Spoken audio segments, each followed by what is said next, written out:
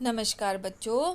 आज हम पढ़ेंगे कक्षा 8वीं, विषय हिंदी, पाठ 3 और पाठ का नाम है गान युद्ध। यह परिवेश हिंदी पाठमाला का पाठ है, पाठ नंबर 3, और पाठ का नाम है गान युद्ध। जैसा कि इसके नाम से ही विदित होता है, गान युद्ध का अर्थ है गान का मतलब गायन और युद्ध का मतलब मुकाबला, अर्थात गायन संबंधी मुकाबला। यस, इस पाठ के माध्यम से इस पाठ में तानसेन, जो कि अकबर के गायक थे, और बेजू बावरा के समक्ष एक गायन मुकाबला हुआ था, उसके बारे में इस पाठ के माध्यम से बताया गया है। प्रस्तुत पाठ में सुदर्शन ने तानसेन और बेजू बावरा के बीच में हुए गायन मुकाबले का सुंदर चित्रण प्रस्तुत किया है इस पाठ के माध्यम से। तानसेन अकबर के प्रमुख गायक थे और इसके साथ साथ उनके चहेते भी थे। उनके अभिमान को बेजू बावरा ने न केवल तोड़ा, अपितु गायकों के आगरा की सीमाओं में प्रवेश करने पर जो राजा ने अकबर ने रोक लगा दी थी, वह भी हटवा दी। यह सवेरे का समय था।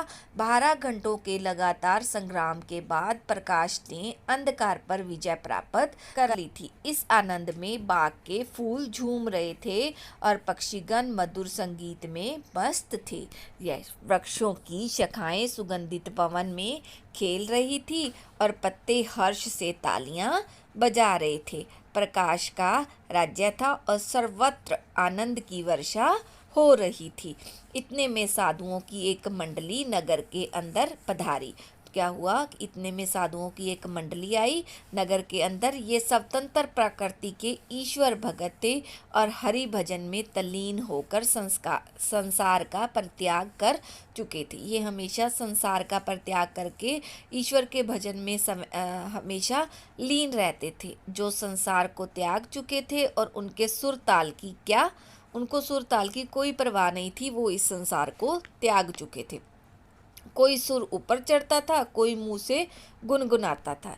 ये अपने राग में मगन थे कि सिपाहियों ने आकर घेरा डाल दिया और हथकड़ियां पहनाकर उन्हें अकबर के दरबार में ले चले। अकबर मुगल बादशाह था। उनके प्रसिद्ध गवैये तानसेन ने यह शर्त रखी कि जो मनुष्य गान विद्या में मेरी बराबरी न कर सके, वह आगरा की सीमा के अंदर न गाए, और यदि उसने ऐसा किया तो वह मृत्यु दंड का पात्र समझा जाएगा। कि बेचारे वनवासी, उन्होंने क्या किया, साधुओं को पता न था, परंतु अज्ञानता भी एक अपराध है। अभियुक्त दरबार में पेश किए गए। तानसेन ने गान विद्या के कुछ प्रश्न किए। साधु उत्तर में मुंह ताकने लगे। अकबर के होंठ हिले और सब के सब साधु तानसेन की दया पर छोड़ दिए गए। उसमें दया का भाव कम था। मृत्यु की आज्ञा हुई। केवल 10 वर्ष का बालक छोड़ दिया गया। वह अबोध बालक था, उसका इसका दोष नहीं। उन्होंने कहा कि बाकी सबको क्या दिया गया, मृत्यु दंड दे दिया गया। उसमें से एक लड़के को छोड़ दिया गया जो 10 वर्ष का था, उसका कोई दोष नहीं था। बालक रोता हुआ आगरा के बाजारों में निकला और सिर पीटता हुआ जंगल में जाकर अपनी कुटिया में लेटकर तड़पने लगा। बाबा तू कहाँ है? अब कौन मुझे प्यार करेगा और कौन मुझे भक्ति का मार्ग बताएगा? मेरे बाबा को छीन लिया और मुझे इस अथाह संसार में अनाथ बनाकर छोड़ दिया। अब मेरा कौन पालन पोषण करेगा और घोर संकटों से रक्षा मेरी कौन करेगा? इन्हीं विचारों में डूबा हुआ बालक देर रात तक रोता रहा। इतने में खड़ऊ पहने हुए, हाथ में माला लिए हुए, राम राम जपते बाबा शंकरानंद कुटिया के अंदर आए और कहने लगे, बेजू बेटा अशांत मत हो। बेजू घबराकर उठा और महात्मा के चरणों में लिपट गया। बिलख बिलख कर रोते हुए बेजू ने कहा, महाराज मेरे साथ अनर्थ हुआ है, मुझ पर व्रज गिरा है। शंकरानंद बोले, शांति शांति। बेजू रोते हुए बोला, महाराज तानसेन ने मुझे तबाह कर दिया। शंकरानंद ने कहा, शांति शांति। बेजू ने चरणों से लिपट कर कहा, गुरुवर शांति जा चुकी है, अब मुझे प्रतिहिंसा की इच्छा है। प्रतिकार की आकांक्षा है। शंकरानंद ने बेजू को उठाकर हृदय से लगाया और कहा, तुझे वह शस्त्र दूंगा जिससे तू अपने पिता की मृत्यु का बदला ले सकेगा, क्योंकि बिना वजह के उसके पिता को मार दिया गया था अकबर के दरबार में। तो इसलिए अब उसके मन में प्रतिहिंसा आ गई थी। उसने कहा कि मैंने अपने पिता की मृत्यु का बदला लेना है। तो उसने कहा कि मैं तुम्हें एक ऐसा शस्त्र दूंगा, गुरुजी ने कहा, शंकरानंद जी ने कहा, और अब तू जिससे कि तू अपने पिता की मृत्यु का बदला ले सकेगा। बेजू उछल पड़ा और बोला, कहाँ है वह शस्त्र? शंकरानंद ने कहा, उसके लिए तुम्हें 12 वर्ष तपस्या करनी होगी। बेजू ने कहा, मैं इस समय गुस्से से पागल हो रहा हूँ। 12 वर्ष क्या, मैं जीवन भर विपत्तियाँ उठाऊंगा, कष्ट सहूंगा, भक्ति करूंगा, तप करूंगा, परंतु वह शस्त्र अवश्य लूंगा जिससे प्रतिहिंसा की अग्नि शांत हो जाए। क्या 12 वर्ष के बाद वह मिल जाएगा? तो शंकरानंद ने कहा, हाँ। बेजू झुक गया, आप साक्षात ईश्वर हैं, आपका उपकार आजन्म नहीं भूलूंगा। इस घटना को 12 वर्ष बीत गए। जगत में बहुत से परिवर्तन हो गए, कई बस्तियां उजड़ गई, वन बस गए, बूढ़े मर गए, नए लोग पैदा हो गए, जो तरुण थे उनके केश श्वेत हो गए। बेजू बावरा तरुण हो चुका था और गान विद्या में दिन पर दिन आगे बढ़ रहा था। उसके स्वर में जादू था और तान में एक आश्चर्यमयी मोहिनी आ गई थी। गाता था तो पत्थर भी पिघल जाते थे और पक्षी क्या हो जाते थे? मुग्ध हो जाते थे। एक दिन शंकरानंद ने हंसकर कहा, उसने कहा कि मेरे पास जो कुछ था तुझे मैंने दे डाला। बेजू, तू पूर्ण गंधर्व हो गया है, अब मेरे पास और कुछ नहीं है, अब तुम्हें एक गुरु दक्षिणा देनी होगी। बेजू हाथ जोड़कर बोला, गुरुवर, आपका उपकार जन्म भर सिर से न उतरेगा, आज्ञा करें। शंकरानंद बोले, प्रतिज्ञा करो। बेजू ने बिना सोचे समझे कह दिया, प्रतिज्ञा करता हूँ कि शंकरानंद ने वाक्य को पूरा किया, इस राग विद्या से किसी को हानि नहीं पहुंचाऊंगा।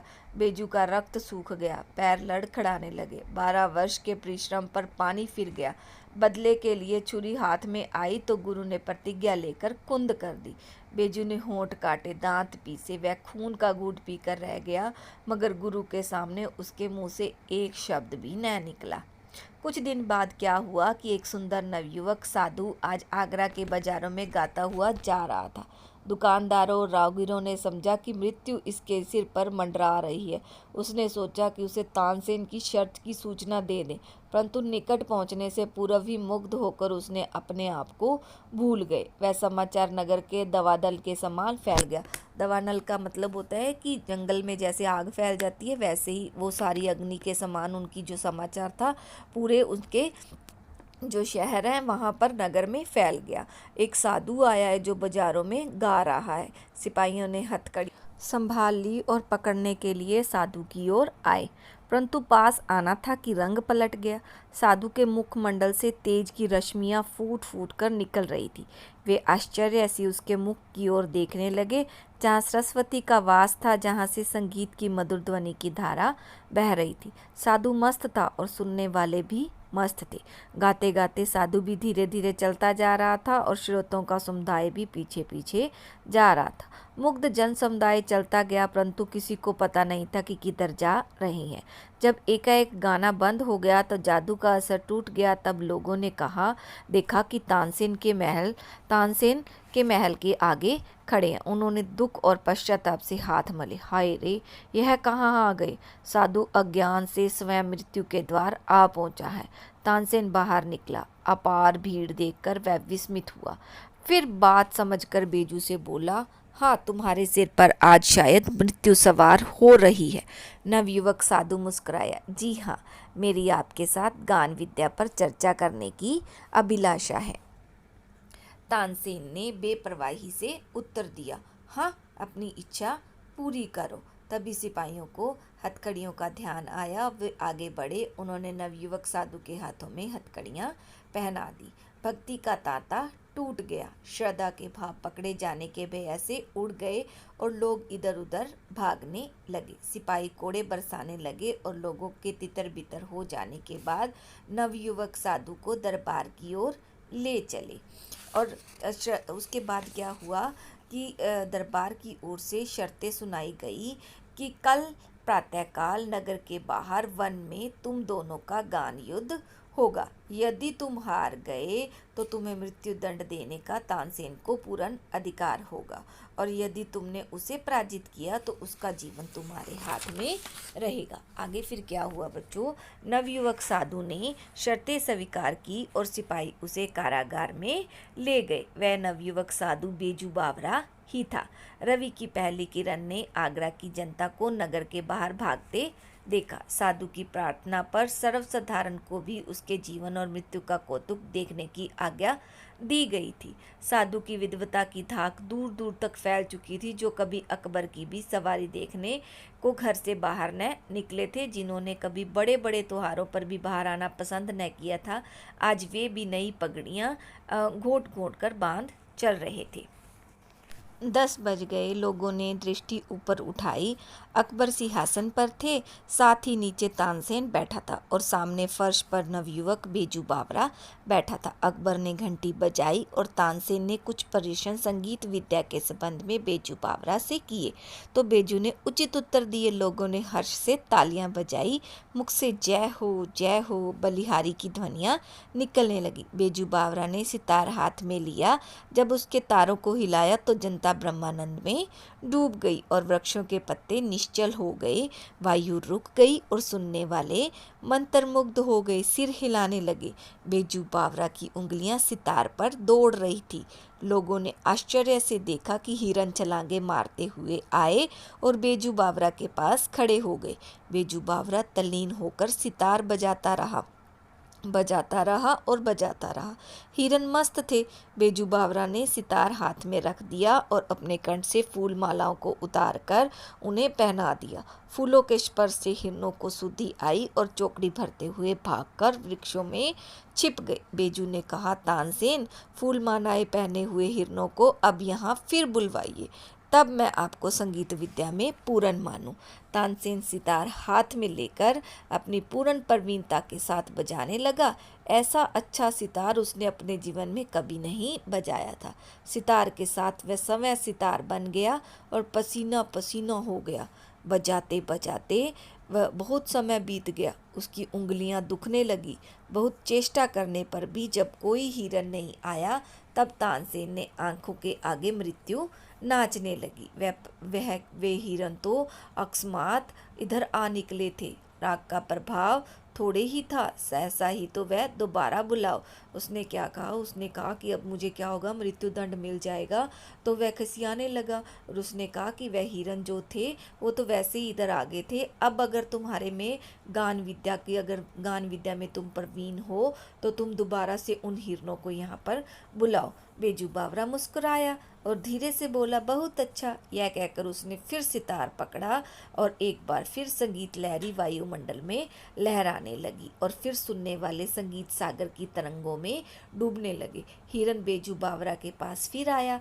वे ही हिरन जिनकी ग्रीवाओं में फूल मालाएं पड़ी हुई थी और जो राग की सुरीली ध्वनि के आकर्षण से आ गए थे। बेजू बावरा ने मालाएं उतार ली और हिरन कूदते हुए लोप हो गए। अकबर का तानसेन के साथ अगाध प्रेम था।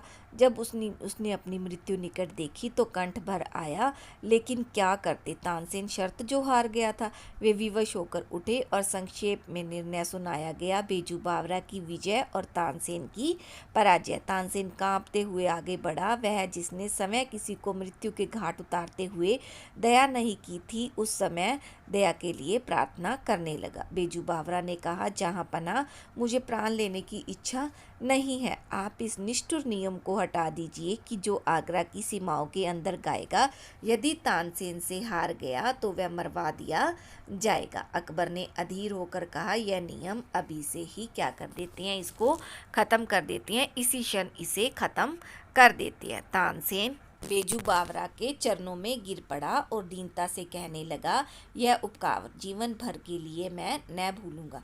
बेजू बावरा ने उत्तर दिया, 12 वर्ष पहले की बात है, तुमने मेरे पिता के प्राण लिए थे, यह उसी का ही बदला है। बच्चों, यह पाठ सुदर्शन नामक लेखक के द्वारा लिखा गया है, जो कि एक यथार्थवादी